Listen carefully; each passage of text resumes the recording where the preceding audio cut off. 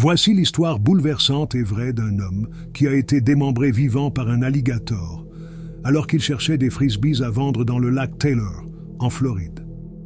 N'oubliez pas de liker et de vous abonner, s'il vous plaît. C'est l'effroyable attaque d'alligator sur Sean McGinnis. Bienvenue sur Féroce Fin. Le 31 mai 2022, Sean McGinnis, 47 ans, plongeait dans le lac à Largo, en Floride, à côté d'un club de disque golf à la recherche de frisbees perdus. Il était sans abri et gagnait sa vie en retrouvant des disques pour les revendre aux joueurs dans le parc.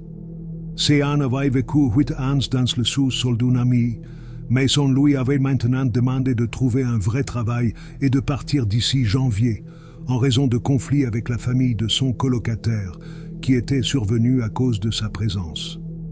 La pression, exacerbée par sa situation désespérée, l'a poussé à prendre le risque d'aller plus profondément et plus loin dans le lac, à la recherche de disques perdus à revendre. Jusqu'à présent, il avait réussi à éviter les autorités en entrant dans l'eau dans l'obscurité de la nuit, lorsque le parc était fermé. Parfois, il sortait 30 disques de l'eau en une nuit, les vendant 5 ou 10 $ pièce, ce qui l'aidait à tenir encore quelques jours. Selon un ami de Sean, il était conscient des panneaux interdiction de nageurs sur le rivage du lac, mais il était indifférent à l'avertissement et plus préoccupé par ses besoins financiers immédiats. Il devenait également de plus en plus malade et on lui avait diagnostiqué une tumeur maligne dont il savait qu'elle réduirait de toute façon sa vie. À son insu, le lac était habité par des centaines d'alligators américains qui vivaient dans les eaux plus profondes et émergeaient rarement assez à la surface ou barbotaient pour que quelqu'un le remarque. Ces reptiles marins sont les prédateurs dominants des eaux de Floride et peuvent peser plus de 600 livres et mesurer plus de 4 mètres de la tête à la queue. Ils chassent habituellement de petits poissons sous l'eau et sortent rarement pour attraper des mammifères ou des oiseaux qui s'approchent suffisamment du rivage. L'alligator américain possède plus de 80 dents coniques, mais sa morsure n'est pas assez forte pour déchirer la chair ou mâcher de gros animaux. Ils attrapent plutôt leur proie et tournent dans l'eau pour déchiqueter de plus grands animaux avant d'avaler ces morceaux en entier. Ce mardi fatidique, vers 4 heures du matin, Sean trempa ses orteils dans l'eau froide et fit des pas réguliers en avant.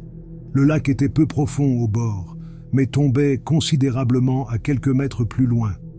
Il faisait sombre et silencieux tout autour, alors qu'il agitait ses mains sous l'eau, espérant toucher un disque. Il l'avait déjà fait plusieurs fois auparavant, mais la vue de l'eau large et profonde seule à minuit était toujours suffisante pour le rendre mal à l'aise et inconfortable. Les lumières de la ville éclairaient le lointain à plusieurs kilomètres de distance, et on s'attendait à ce que le parc reste vide plusieurs heures jusqu'à son ouverture à 9 heures du matin. Sean n'était que quelques mètres dans l'eau lorsqu'il trouva son premier disque. Elle était endommagée, mais suffisante pour gagner quelques $.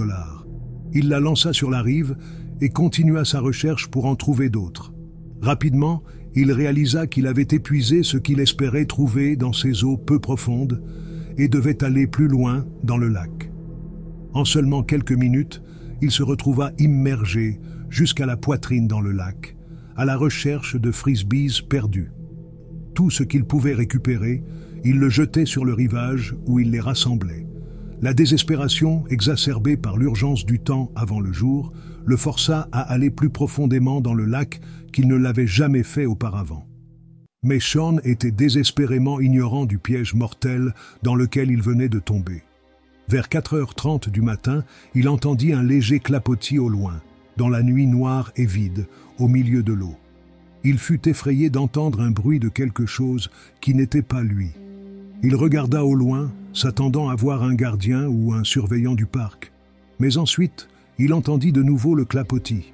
Cette fois beaucoup plus proche et juste devant lui, il remarqua une paire d'yeux brillants surgir de l'eau et le fixer. Il réalisa enfin la situation périlleuse dans laquelle il se trouvait, alors qu'un frisson de terreur lui parcourait le dos. Coincé au milieu du lac, impuissante et seule, Sean cria à l'aide. Mais l'arrivée était encore à plusieurs mètres, et il était impuissant sur le territoire de l'alligator. L'animal nagea vers Sean, l'arrêtant net dans ses mouvements. Il se retourna et remarqua une autre paire d'yeux devant le fond sombre du lac. Il se retrouvait seul, effrayé et acculé. Un grand bec émergea derrière lui et se referma, emprisonnant fermement sa cuisse. Il poussa un cri de douleur lorsque les dents de l'animal broyèrent ses os et déchirèrent sa chair. Aucune quantité de coups de pied et de cris ne semblait dissuader l'alligator. Puis, il commença à tourner dans l'eau, la jambe de Sean fermement dans ses mâchoires, et lui arracha la jambe droite. Sean hurla de douleur intense et lutta de toutes ses forces pour avancer, trébuchant vers le rivage, tandis que le poids de l'eau s'abattant sur lui l'alourdissait. Saignant et incapable de marcher, son sort était désormais scellé. Le second alligator surgit devant lui, le mordit au bras droit et le lui arracha de la même manière cruelle. Il avait perdu 2 membres, mais l'adrénaline et le choc l'empêchaient de sombrer dans l'inconscience. Il gisait là, dans l'eau, éclaboussant et luttant pour rester à flot, tandis que le prédateur reptilien tournait cyniquement autour de lui. Le tumulte attira plus d'alligators et l'attaque se transforma en un festin pour les prédateurs. Un après l'autre, les animaux mordaient dans son corps et ses membres. Sean fut impitoyablement déchiqueté et perdit 3 membres avant de finalement succomber à ses blessures dévastatrices et de mourir. Les membres du défunt homme rassasièrent les animaux pour un moment et son corps dériva sur l'eau, formant une tache rouge sang sur le lac. Son torse mutilé et sanglant, avec seulement une jambe attachée, fut découvert 4 heures plus tard par un homme qui promenait son chien près du parc. Son visage était complètement défiguré et il était difficile de l'identifier, car personne n'était venu réclamer son corps plusieurs heures après l'incident. Ce n'est que le lendemain que son identité fut définitivement confirmée grâce à des dossiers dentaires et que son colocataire fut informé de la mort de son ami. C'était la première attaque mortelle d'alligator dans l'État depuis 2019 et la nouvelle de sa mort tragique a envoyé des ondes de choc à travers le pays. Les enquêtes de la police ont remis en question la sécurité du parc, bien qu'il y ait déjà eu un incident en 2020 où un homme avait été mordu par des alligators alors qu'il récupérait des objets perdus dans le lac. Plus tard, il fut découvert que Sean avait été fermement averti de ne pas entrer dans le lac, après avoir été découvert par la sécurité quelques mois auparavant. Malheureusement, malgré les avertissements, il décida de continuer à y aller lorsque le parc était fermé la nuit.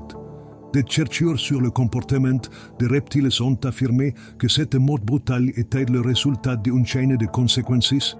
C'était la période de reproduction des alligators en Floride, ce qui signifiait que les animaux surveillaient leur territoire plus étroitement et percevaient tout élément étranger dans l'eau comme une menace potentielle. L'obscurité de la nuit rendait également plus probable qu'ils nagent plus près du rivage, augmentant les chances de rencontre avec des personnes qui parfois s'approchaient du bord du lac pour profiter de la vue sur l'eau. Il fallait trouver les alligators qui avaient tué Sean McGuinness. 2 d'entre eux furent euthanasiés après avoir été trouvés près de l'endroit où son corps avait été récupéré. Ces alligators mesuraient plus de 3 mètres et furent transportés dans une réserve naturelle à proximité. Ils furent disséqués dans l'espoir de trouver les bras et les jambes de Sean pour qu'ils puissent être enterrés avec lui. Malheureusement, rien d'autre que quelques morceaux d'os et de tissu n'a pu être sauvé du ventre des reptiles. Le colocataire de Sean exprima un immense regret et remords de l'avoir prié de partir et ne put s'empêcher de se sentir coupable pour le cours tragique des événements qui ont mené à la mort brutale de Sean. Le département de police de Largo ferma le parc pendant plusieurs jours et renforça la sécurité autour du lac pour empêcher les gens d'entrer chercher des objets perdus. Il n'y avait personne pour pleurer sa disparition, à part quelques amis qu'il connaissait. Il n'avait pas de famille en Floride et n'avait eu aucun contact avec des parents éloignés depuis plus de 8 ans. Pour Sean, sa mort est devenue un rappel sévère de ne pas s'approcher imprudemment de prédateurs dangereux. Cet incident tragique a sensibilisé les visiteurs du parc à l'importance de respecter les règles et les réglementations autour du lac, poussés par la crainte de faire face à un destin aussi bouleversant.